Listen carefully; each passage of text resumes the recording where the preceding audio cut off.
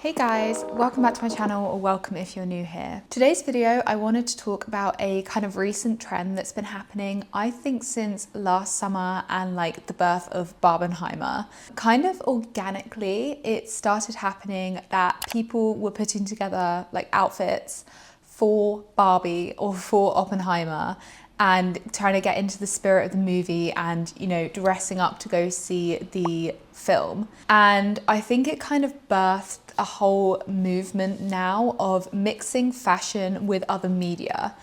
And I want to talk about the dangers of this, I guess, because under capitalism, brands can't let us have anything fun. And they're starting to capitalize on these movements and try sell us stuff we don't need.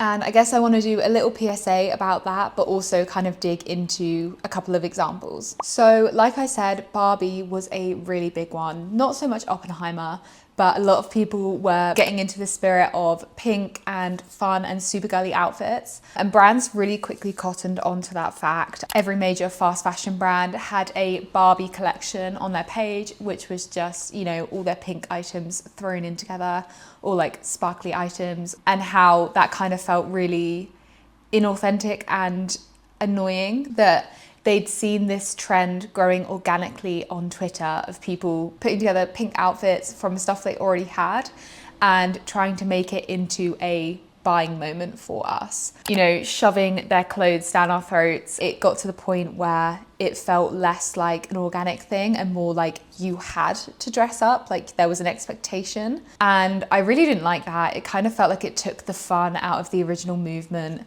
and, you know, the creativity out of it, I guess. People putting together these outfits from their own wardrobes were then being eclipsed by fast fashion brands trying to sell us ready-made Barbie outfits. You know, when brands get involved in everything, it kind of takes the fun out of it. This isn't a new phenomenon. I guess what sparked this video is the fact that I saw this Barbie marketing is still trying to continue into this year. They're trying to do like a Heinz Barbie sauce. I don't know if you guys have seen this, called barbecue.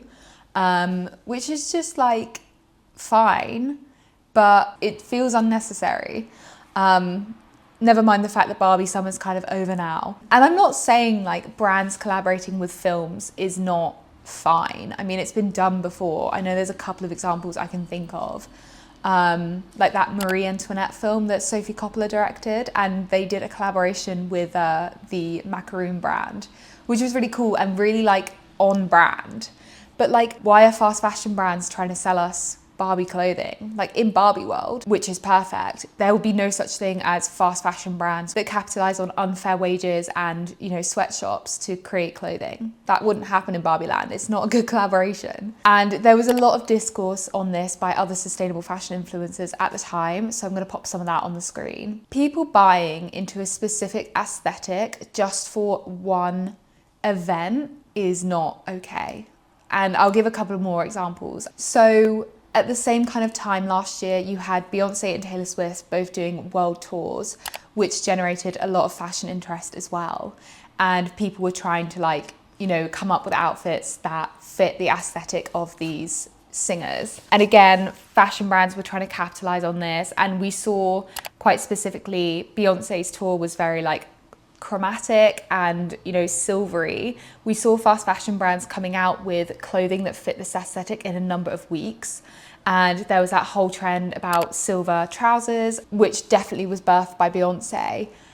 And it just feels really hollow as a marketing tactic. Do you know what I mean? It feels really like, I don't want to be influenced by brands to buy something to enjoy an event. I want to be able to enjoy that event and, you know, come up with your own creative outfits, or not. If you just want to go in regular clothes, that's fine. But I don't want it to be a thing that I feel marketed and that I have to involve myself in if I want to do something. And I think we saw the same thing with Taylor Swift. Like people were putting on their like outfits for each era they liked or something. And obviously their friendship bracelets, which are really sweet. And that developed organically too. But then from that, we've also seen the rise of brands putting out like higher end friendship bracelets. And it just completely misses the point of like, people were hand making these bracelets. People were, you know, doing it as a labor of love and whatever.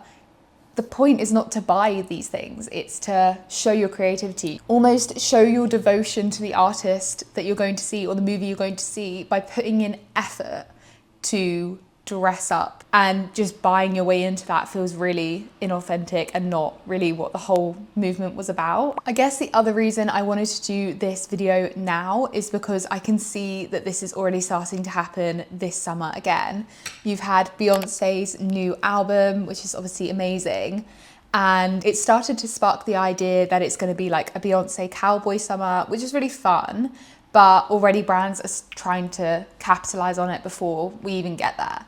Like, I did a tweet the other day about Miu Miu's cowboy hat they're putting out and how it seems so off-brand for them. Miu Miu is not a Western brand, so why are they putting out like a Stetson? It feels just like a cash grab every time. It kind of ties into my other video I did about shopping trends, because you know that this clothing is going to end up on Depop in 6 months when we're over it and we're on to the next event. Like, I've already seen loads of like chrome things, for example, from the Beyonce tour last year appear on Depop now because people are already over it. And it's just exhausting.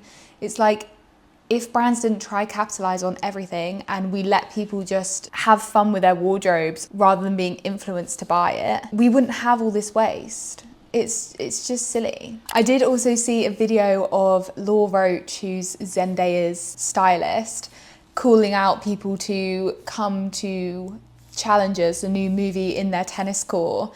And while I think that was really fun, I don't want this to be another marketing ploy. I want it to be like a really authentic thing that people do, and something they do because they love fashion and because they love the movie and because they want to like get creative with it.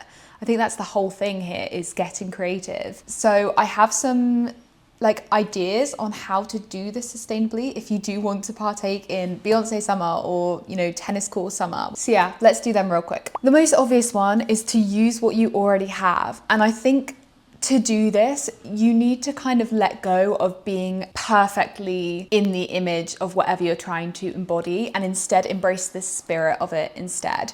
Like, instead of buying, you know, the Barbie necklace that was in the actual movie because you want to dress like Barbie, instead of like buying specific things basically that are direct references to the movie, to the event, just embody the spirit of it. Like, I'm sure you have something that's pink in your wardrobe if you wanted to still do a Barbie summer, or like girly. Or I'm sure you have something Western in your wardrobe. Like the tweet I did about Beyonce summer kind of listed what you can do instead. Like the vest look that was trending a couple of seasons ago says Western to me. Denim says Western to me. Cowboy boots, which was a trend a while ago, is obviously Western. Like, most people have just like a baseball hat, I feel is kind of Western, it's kind of country. Maybe you also have a cowboy hat, which is really good for you.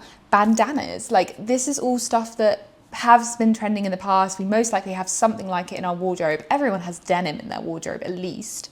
Like double denim is so Western. You don't need to buy anything for it. And if you do want to buy something, make sure it's something that isn't just for this event. Make sure it's something that you actually really like and you can wear again and again. So like, for example, if you're desperate to get your hands on a pair of cowboy boots for Beyonce summer, make sure you can style it after this summer. You know, make sure you have outfit ideas in your head to style it for autumn, December, spring, and then next summer when Beyonce is not trending. And if you can do that, fine, buy yourself a pair of cowboy boots. If you can't, there's a couple of other things you can do. You can maybe rent them if you're going to a specific event. You can borrow them from your friend if they have a pair, again, for like a specific event, or maybe you just want to like get an Instagram pic in them. There's also the idea of not paying attention to specific styles for an event, but pay attention to the colors. Like I said, you probably own something pink. You probably own something in like brown or denim for cowboy summer.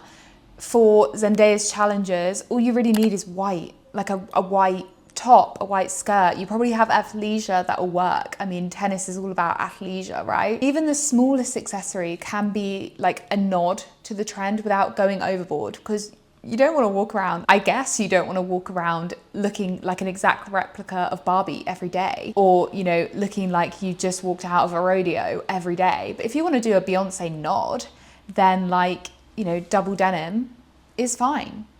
people will get it. Or, you know, you'll get it, which is the more important thing, and other people will think you're just wearing something kind of Western, kind of cute. I think personally, Zendaya is doing this herself on her press tour. Like, looking at a couple of her pictures, I wouldn't say that all of them are directly linked to tennis, like or at least what we think of when we think of like tennis core.